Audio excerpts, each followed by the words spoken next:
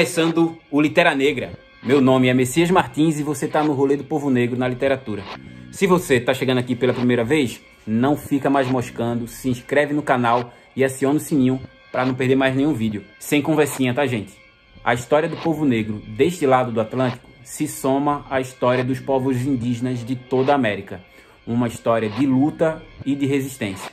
Uma não, várias. Mas a história está em constante disputa. Ou seria melhor dizer que o que está em disputa, na verdade, é o direito à história. Pense nisso. Tradicionalmente, a história oficial ela está reservada aos vencedores. Aos vencidos é tiro, porrada e bomba. Colocar o Drauzio aí falando, é verdade. É verdade. Mas há também na periferia do mundo uma história chamada de não oficial. E ela só é chamada dessa forma porque ela não está na boca dos poderosos de hoje, que quase sempre são filhos, netos e bisnetos dos poderosos de sempre.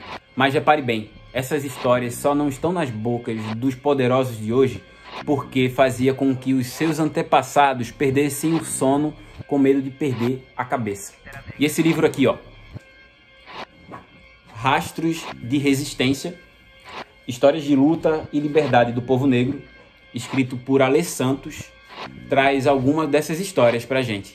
Nas palavras do próprio autor, essas histórias não são apenas um pedaço de cada povo antigo. São, na verdade, pedras fundamentais para a gente construir novos impérios culturais africanos pelo mundo. Esse livro aqui é fundamental e apresenta pra gente uma série de histórias de luta e resistência do povo negro desse lado do Atlântico. É indispensável. Esse livro de Alê Santos é também um resgate dos nossos sonhos e também um grito pelo direito da nossa história, para que a gente lembre que muito antes de descendermos de escravizados, a gente descende de reis e de rainhas. Mas, por favor, sem romantizar a monarquia, beleza? Nas palavras de Emicida, que é quem assina a orelha do livro, ele diz o seguinte: esse livro é um mapa que nos conduz por uma trilha em que os fragmentos de história nos levam a encontrar o tesouro escondido. E esse tesouro é tudo que nos foi usurpado pós-colonização. Esse livro é o primeiro livro de Alê Santos, que além de autor, é também roteirista e média ativista de cultura afro-brasileira com formação em comunicação. O cara é brabo, além de lindo. É verdade. São 20 capítulos que compõem essa obra e eu recomendo fortemente cada um deles. Aqui a gente tem histórias de reis e rainhas, guerreiros e amazonas que lutaram bravamente. E aqui são apresentados em toda a sua força ancestral. Aqui a gente vai conhecer a história do líder quilombola Benedito Meia Légua, também de Teresa de Benguela e o Quilombo do Piolho, assim como de Zacimba, a princesa guerreira que invadia navios negreiros. O poder do Império Achante e o seu trono de ouro que faria muito rei de Game of Thrones ficar com inveja. E também somos apresentados à fúria do abolicionista conhecido como Dragão do Mar e como ele foi capaz de fazer com que o estado do Ceará conseguisse a abolição da escravidão ainda em 1884, 4 anos antes da bendita Lei Áurea.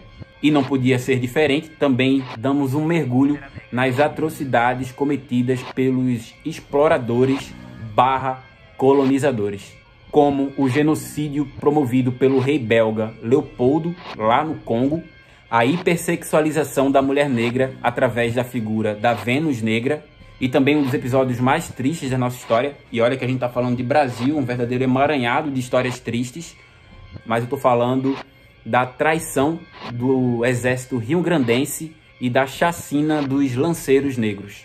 Falei no início do livro que o direito à história está em constante disputa, mas eu preciso adiantar para vocês, essa história aí não é de hoje. Lá atrás, os traficantes de escravizados já sabiam o poder que as histórias tinham e também o poder do direito à história.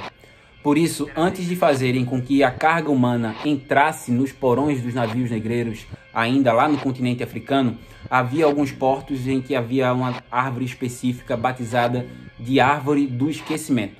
Aqueles traficantes botavam a carga humana para dar 7 voltas ao redor daquela árvore e ao final dela diziam que suas histórias ficavam para trás. A partir do momento em que eles entravam no navio, eles eram uma outra coisa.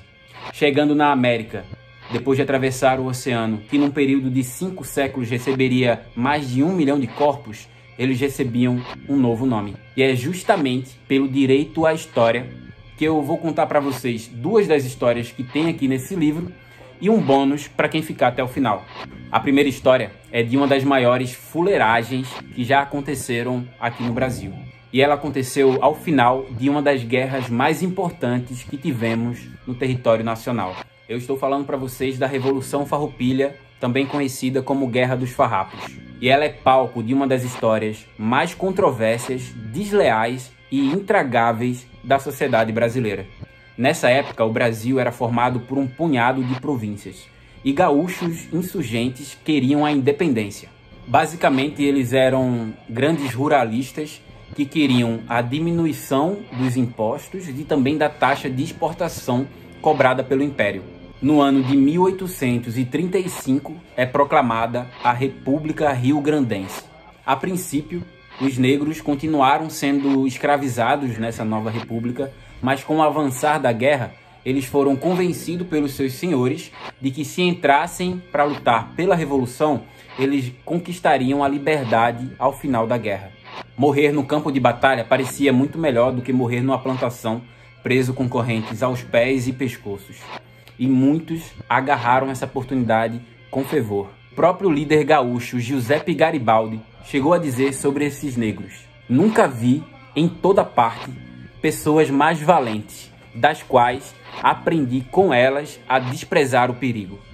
Com quase 10 anos de conflito, o saldo estava saindo negativo, tanto para o pessoal da Nova República quanto para o pessoal do Império, que não aceitava a Nova República. Então eles fizeram um acordo. Durante as conversas que articularam um tratado de paz, surgiu um impasse. O que é que vamos fazer com esse bando de negros aqui que estavam lutando com a promessa de ganhar a liberdade no final? O Brasil ia mesmo alforriar um bando de negros que tiveram treinamento militar? Em 1844, Duque de Caxias, que foi um dos principais responsáveis pela articulação desse tratado, junto com o general Farroupilha, David Canabarro, chegaram a uma resolução desse impasse. Em carta, Duque de Caxias escreveu para o general Canabarro: "No conflito, poupe o sangue brasileiro o quanto puder, particularmente o de gente branca da província e dos índios, pois bem se sabe que essa pobre gente pode vir a ser muito útil no futuro."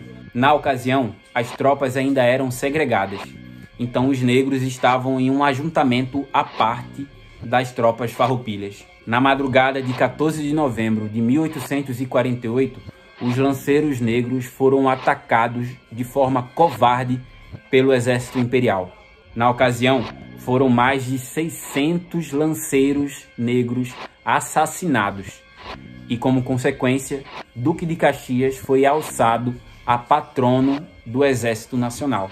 E hoje dá o seu nome a uma porrada de praças, ruas e avenidas espalhadas por todo o Brasil. Para Alê Santos, contar essa história é honrar os verdadeiros heróis da liberdade, que lutaram com suas vidas para acabar com a sombra da escravidão e viver num país melhor. Como Zacimba, princesa da nação Cambinda, a qual nenhuma corrente foi capaz de prender ou domar o seu espírito livre.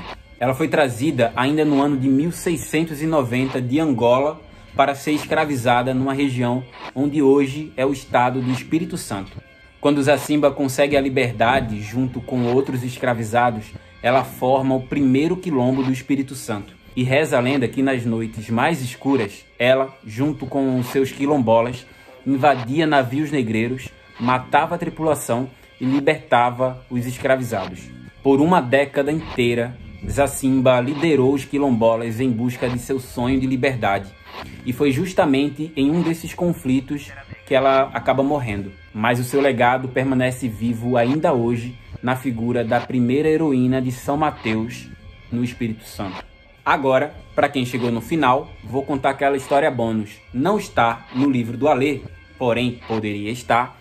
Inclusive tem uma série de artigos que contam sobre ela. Vou deixar na descrição do vídeo para vocês, lá na referência bibliográfica, para não deixarem de acompanhar. Seu nome era Agostinho Pereira Não tô falando do Agostinho da Grande Família não, hein? Esse Agostinho aqui que eu tô falando para vocês era chamado por muitos de Divino Mestre e por outros de Lutero Negro. Eu, particularmente, gosto de chamar ele de Negro Maravilhoso. O Diário de Pernambuco publicou sobre ele em 1846, na ocasião da sua prisão junto com sua esposa e outros 7 companheiros.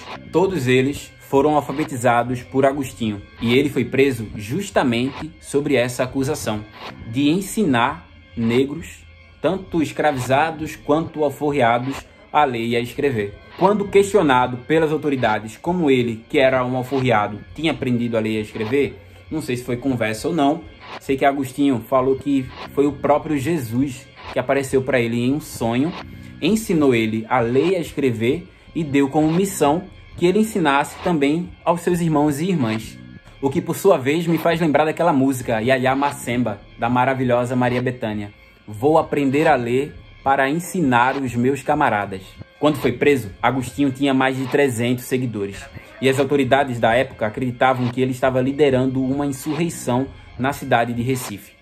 Em sua posse, foi encontrada uma Bíblia onde estava grifado somente as passagens que falavam sobre liberdade e sobre Deus ser o Deus dos escravos. Também foi encontrado em sua posse um livrinho chamado ABC do Haiti, que contava em verso a saga dos revolucionários haitianos que menos de 50 anos antes haviam vencido as tropas de Napoleão, proclamado a independência e formado o primeiro estado negro e livre fora da África. Sobre a Revolução Haitiana, tem um vídeo aqui no canal sobre o livro Os Jacobinos Negros, de C.L.R. James. Não deixa de conferir, vai estar também na descrição desse vídeo. O paradeiro de Agostinho, sua mulher e seus companheiros é desconhecido após ter entrado na prisão. O que me faz lembrar a história de Amarildo, que lá em 2013 desapareceu após entrar em uma UPP. Até o dia de hoje, os familiares de Amarildo não sabem onde estão os seus restos mortais. Essas histórias, lembrando mais uma vez as palavras de Alê, não são apenas um pedaço de cada povo, mas são pedras fundamentais para que a gente construa novos impérios culturais africanos ao redor do mundo. Talvez seja sobre algumas dessas histórias que os Racionais mandaram a letra lá no finalzinho de 1997, em capítulo 4, versículo 3, no maravilhoso Sobrevivendo no Inferno. A Fúria Negra ressuscita outra vez. Ora, tanto Mano Brown quanto o KLJ, Ice Blue e Ed Rock sabiam que eles não eram uma ponta de lança, mas que eles eram sim a continuidade de uma luta histórica e ancestral. No próximo vídeo, vamos continuar falando sobre o nosso direito à história. Se você quiser colaborar financeiramente para a continuidade do Litera Negra, você pode fazer isso através do Apoia-se ou também pela chave Pix, literanegrabr@gmail.com. Meu muito obrigado a todos vocês que chegaram até o final desse vídeo. Sintam-se todos e todas abraçados e abraçadas. E não deixa de compartilhar esse vídeo. Coisa boa a gente tem que compartilhar, já falei pra vocês. Umbutu e vida longa ao rolê do povo negro na literatura.